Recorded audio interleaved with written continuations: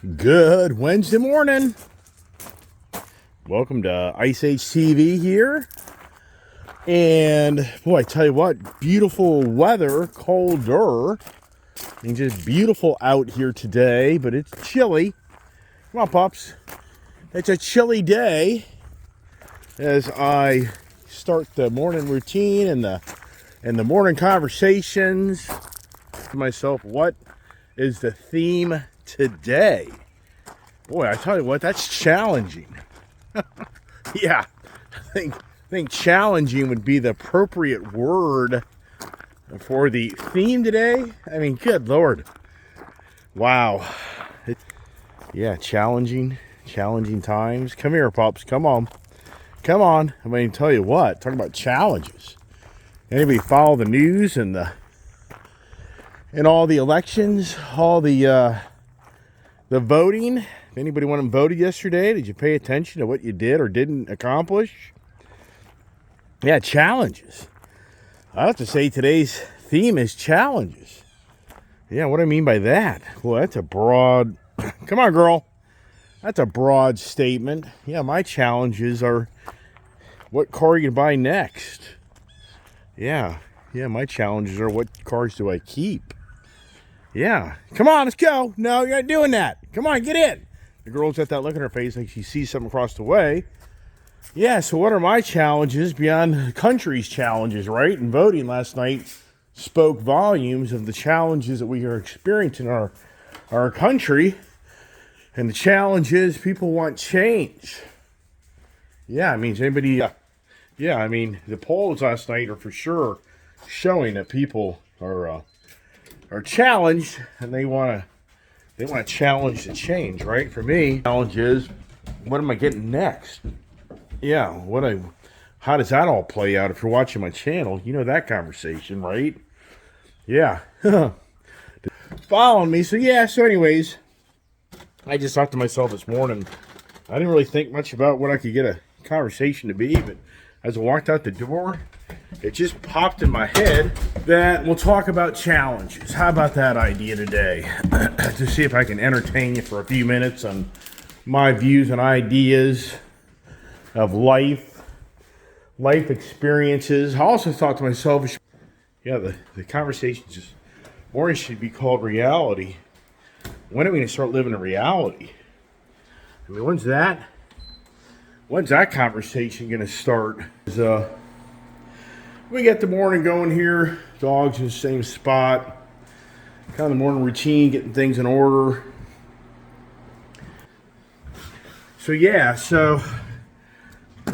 it's just yesterday was an extremely challenging day for me on trying to buy a Bronco Raptor.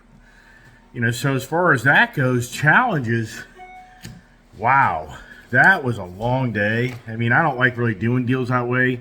I prefer doing deals, or kind of over the phone or getting things kind of in order before I get there, kind of know what's going to maybe play out sometimes. But that was just a really long day. And here's the irony.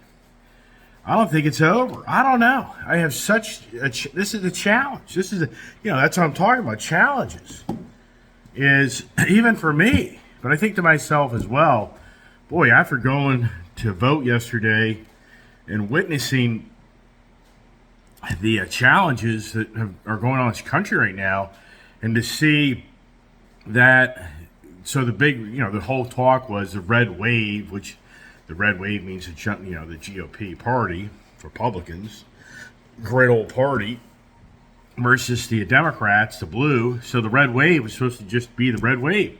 Well, we had a wave, but there wasn't this big wave, and as it sits right now, it looks like that the GOP is going to get control of the House. But at the same time, it's just as, for me, challenging for me as an individual to just really come to closure when I look at these states that have such incredible challenges, and yet they didn't make a change. It just doesn't, it's just, to me, it's challenging for me as an individual to not have a, that button that kind of irritates you, that kind of just makes you step back and think, why? But why? And for me, Yeah, it's a car channel, but it's a political conversation because it's voting time and it's all about the challenges that this country has. And its challenges right now, boy, after going to the dealership yesterday, I'm going to tell you what. I have questioned my own gut instinct that this country is going to come crashing to an end at the end of this year. I truly started preaching this last year that this country is going to come to a dead end by the end of this year, December. And even for myself, I have challenged even myself, thinking, maybe that's not so much the case. Maybe I'm just really getting caught up in this and that. But after going to the dealership yesterday, the challenge in the automotive industry, it is real. I mean, it is big time real. It's happening very quickly. I mean, extremely quickly. I'll get to more of that in a second. But what I was going to say to you is, from the voting yesterday, to me, it just befuddles me like Michigan. Michigan, no change for the most part in the governing body there. Pennsylvania, same story. New York, same story. California, we knew that wasn't going to change. So there's states to me where the governing bodies seem to have more of a stronghold on the infrastructure of those states. And it just befuddles me that the people still want that stronghold type of governing power, which to me, I think it's about people that are looking for the government assistance and the government to take care of them because they're challenged. They are challenged to be self-sufficient. So I think that sadly, and don't get me wrong, there's people I understand that do need assistance, and I'm not against that. That isn't what I'm saying. What I'm saying is, I'm just kind of amazed that there's more people wanting more governing, enforcement and more government handouts than people trying to be more self-sufficient. That's the danger. We all know as human beings, you gotta become independent and self-sufficient to survive in this world. And it's a big challenge, and it's not easy. I know that. So to me, when the government just opens up more rollout programs for you to have to be less self-sufficient, it's not the best thing. And so for me, there's no doubt in my mind that there's so many people that wish COVID would come back. And why do I say that? It's because they had a different lifestyle. They had a lifestyle to be able to stay home and not have to go to work, and the government paid them to stay home. So that was a heck of a deal. So to me, it seems like these certain states that had that type of lifestyle, the New York, very strict, Pennsylvania, very strict, Michigan, very strict. If you go to these certain states that had incredible strict governing body guidelines, people, I think, sadly, enjoyed that strict guidelines because they were rewarded. The challenges that they had, they were rewarded for that. So, I think that, wow, where we are in today's country more than ever, I think that sadly, instead of you getting up out of bed in the morning and realize you have a challenge today to overcome and complete something, more people are don't want to get out of bed, and they don't want to face the challenge to complete anything. That's the sad state of affairs where I think this country's in. So yeah, it's the voting to me, it was, challenging to watch some of these states. To me, it's blows me away. A guy named Dr. Oz, a very intelligent man, couldn't outdo a guy named Fetterman. That's the hood guy. To me, I think the guy's a drug lord. If you look at the key districts that won his governorship, they're all the city. It's the Pittsburgh, it's the Philadelphia, it's all the key, hub nubs of the cities where you just know it's the gangs and everything else. And to me, I don't have inside information, know all that stuff, but the way the guy looks, the way the guy acts, and the key districts in that state that win his governorship, it just doesn't make any sense. So, I'm not going to go radical and get all political, but very challenging. I think sadly in our country, more people are last night to the degree it tells me your expectations have been lowered. So many people in these blue held states to me that I think are very government controlled and blah blah blah, that I think their expectations have been lowered. Their leadership skills of these states. I mean, just to me, the fuel thing. I think this fuel thing is bigger and more of a problem than even for me, I have a hard time believing. Even for me as an individual, I'm thinking to myself, after doing more in-depth research of what's going on in the oil industry, even for me, I think to myself, nah, to start telling people that we're going to be in a fuel crisis first quarter of next year and fuel prices are going to go up. So gasoline prices right now are going to go up. Yeah, I mean, from what I'm reading and understanding, the variables that are going to start playing out going into the first part of next year, you're going to be paying the $4 or $5 for gas again, and the $6 diesel plus is going to be rampant. Yes, because I kind of explained this yesterday, if you watch, it's because of Europe. Europe is being forced because of the green agenda stuff in the Ukraine-Russia war to go back to burning diesel fuel. And so they're going to be a major, world consumer that's going to start siphoning off, the diesel fuel. And then the refineries here have been shut down, and the refineries can't keep up to capacity to bring back what the good old days, had for the fuel storage and backup and blah, blah, blah. So there's so many variables playing out in the fuel market that I got to thinking to myself this morning, wow. It truly is possible that next year we could be into a major energy crisis. Wow. And I think, but yet the elections yesterday, people voted for people based on having the right to kill a baby. I mean, yes, it's a known fact in Michigan. A key Republican senator lost their seat to a Democratic lady that's all about the abortion. She's an expert on abortion. Getting people to have abortion. So it's just wow. You just think to yourself, wow. And I said this before the election even was held, that so many people are going to vote for a politician just based on they support you to have the option to kill a baby.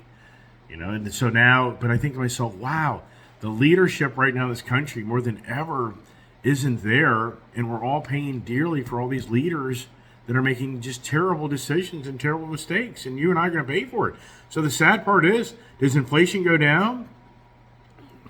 I don't think the food and gas prices inflation is going to be.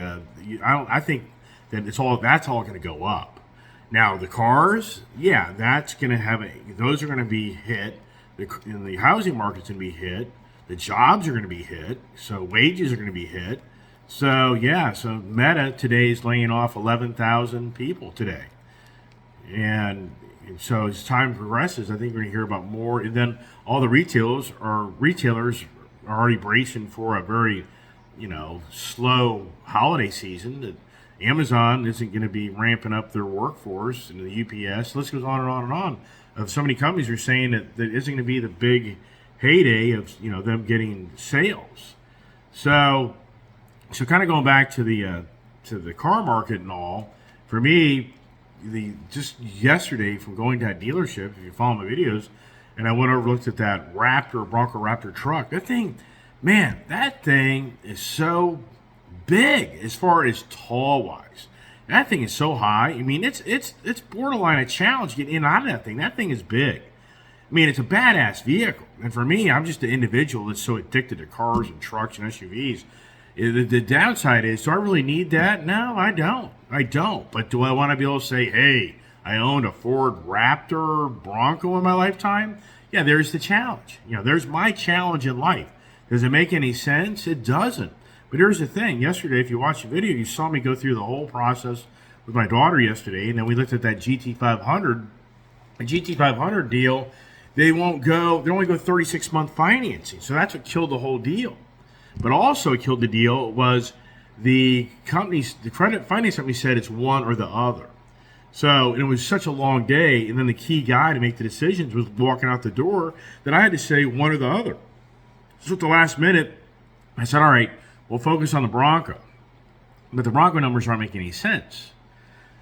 So I walked away from the deal, even though I thought to myself, I need time to think this through. Well, then my key finance guy late last night texted me and said, hey, I've got a different angle on how to do this. And I'm like, all right, well, we'll see. So today, so that deal hasn't really so-called been, come to a final challenge equation. The challenge of it getting done or not getting done, I don't know at this point.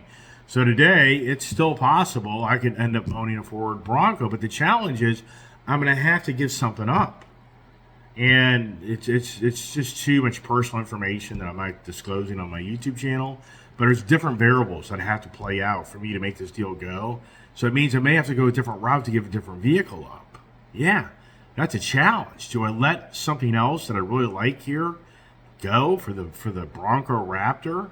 And actually, I'm getting a pretty good deal. I've already had one person reach out like, well, how much are you paying for that? I'm like, well, I'm just not disclosing that at this time because the deal isn't done. And until that deal is done, then yeah, I'll be more than happy to disclose more of what went down and how it worked out, if it goes down. And that's a challenge. So today's challenge for me is the freaking Bronco, the Ford Bronco. But here's the thing. Yesterday, it was very challenging to hear the reality of how fast, even to my point this morning, I thought I should call this the conversation this morning is reality. Yeah, what's the reality? Are people starting to wake up to the reality of what's going on in this country? Oh my gosh. So yes, the used car market and new car market, it's in total revamp, total redo, total reset market. So for anybody who has a used car, it's over. You're not going to go to the dealership and get this big money for your used car anymore. No, it's over. I mean, it is, and it's going down every day. It's getting worse every day. So if you have a car that you told was worth 50 grand 3-4 months ago, right now it's worth probably 38 grand, maybe 40 grand, maybe. And it's only going to get worse because here's the thing. The automotive manufacturers are finally getting caught up with this production. So just to give you an example, if you watched my video yesterday, me walking around Koons Baltimore Ford, they right now are having another 150 new cars being delivered to their dealership here very shortly. So the huge inventory of new cars is right on the edge of coming back, which that destroys used car values. Yes, that new cars, because what happens is, so it's a sucker punch. Like right now, yesterday for me, and this was the hashing out about that Bronco. You have no idea what I had to do to try to get that deal to go down. It was the powwow story and the hashing out going back and forth. So here's the ballgame. They're telling me my Bronco. So my Bronco that you saw me drive, that red Bronco, that Bronco was $60,000 brand new. 3 to 4 months ago, I would get $70,000 for that vehicle to give it back to them. Yes. Okay. Right now, they're going to pay me $60,000 for that vehicle.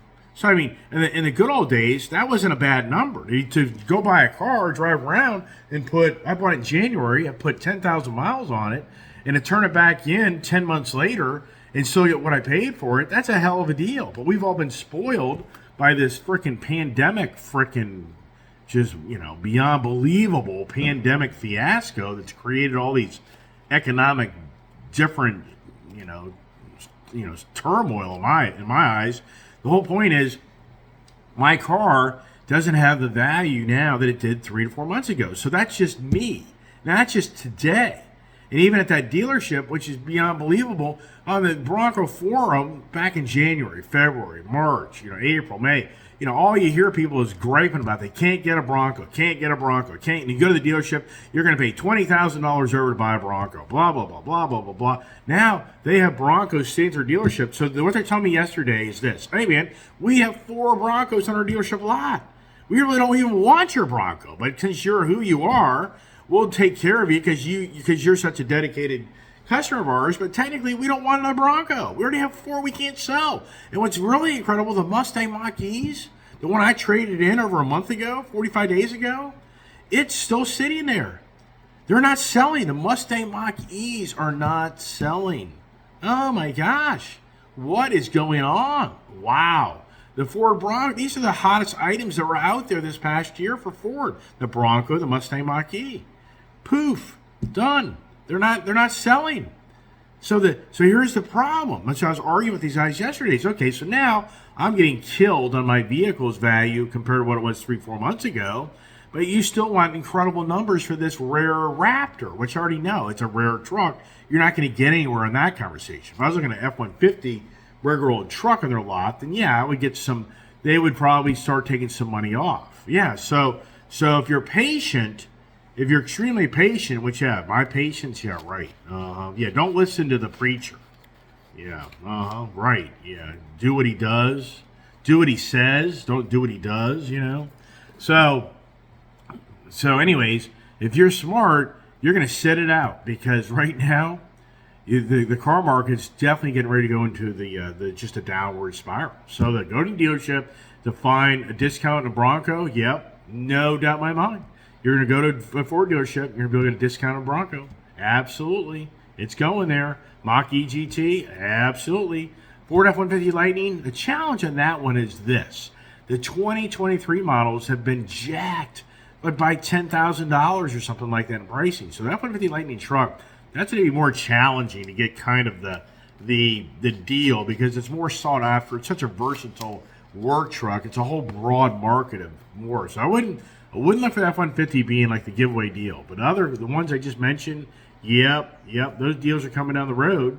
And the good old days are coming back. And that's what telling the guys at the dealership is, okay, so here it goes. You're now beating me up my used car value. So where it all goes now is I have to start beating you up on your new car values. That's where it's all going. It's getting ready to go back to the good old days. What do you say it's the good old days? But it's going to go back to the ways it used to be. So anybody, even for me, watching these YouTube channels of other guys running their mouth all day about the car market has crashed. The car market has crashed. Yes. The car market has crashed. It's crashed. It's happened. It's happening. And now you're hearing about the real estate market. I would have to say if the guys that do it every day are really in it, yeah, the real estate market's crashed. So for me, that's what I'm saying. The challenge is see that there's so many governing states that keep the same governing bodies in power.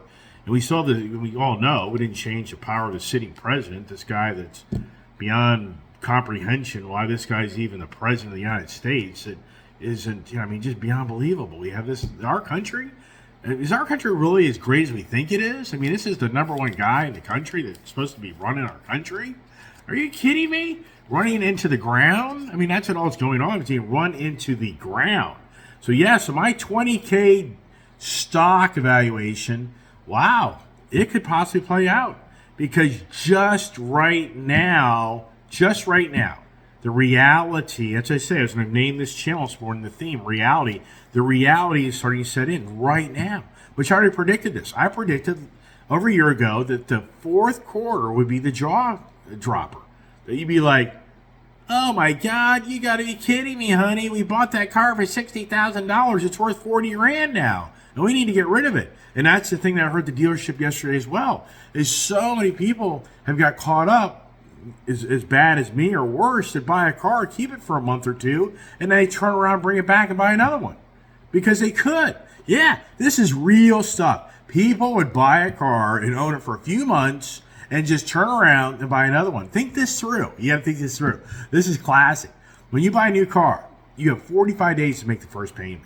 So if you're creative, you're going to buy a new car. And if it's the right car, you're going to buy it. You're not going to spend any money to buy it. And then with a glimmer of hope, you're going to drive it for 45 days, maybe even 60 days before you make the first payment. You're going to flip it to another car. And then you get another car, and you're going to drive it for 45, 60 days, and you're going to flip it. So yes, if you think this, I'm making stuff up, if you buy the right car in the right environment, right circumstances, you just may be able to keep on flipping that car. You just take the negative equity and keep on bumping it to the next car. Hey, how do we know these stories? I don't do that. But what I'm saying is you get creative. You could bump some negative equity into the next car, bump some negative equity into the next car. You can maybe drive, car payment free in new cars for 6 months, maybe a year. Yeah, so this type of stuff's going on. Well, that's over. It's over. Now the guy drives in. They're going to say, you need to write a $10,000 check. What? Yeah, you write a $10,000 check to buy next car. Well, I ain't doing that. Screw that. So then he just leaves, and does he even make the payments? Yeah, so there's a whole nother, so reality. And then with housing, same thing. People are buying houses. They live in it for a year, and they go sell it because they can make more money off it and go buy a bigger house. Yeah, those days are over. So all this stuff that's been the fake economy. I said it during the pandemic. The fake economy. It's so freaking fake. It's so unreal. It's not reality. Everybody's being given free money. So yeah, so by the end of December, I'll be intrigued. I don't get rewarded. I don't get paid. I'm not a stock investor. I don't have monies tied up where I'm going to cash out, make all this money, and I'm not buying short. I'm selling long, buying long, selling short. Even though Carvana, if you'd have bought Carvana's stock at 256 and done the short sale on it, it's $7. How much money did you make? And here's the thing. So at the dealership, all the dealers yesterday are telling me Carvana is done. It's done. It's gone. It's going to be poof. It's gone. Really? I mean, so sincerely, I'm not here to be the expert. I can't tell you. But if Carvana goes away, how many used cars are going to be flooded in the market? Because right now I'm hearing the wholesale auctions, they're getting killed. People aren't buying the cars. So there's just tons of used cars now just sitting that aren't being transferred from the banks owning them to a wholesaler to go, sell to somebody else to buy it. So that's a whole other variable that's playing out, unbeknownst to most people, that the auction house is getting killed. People are not buying used cars.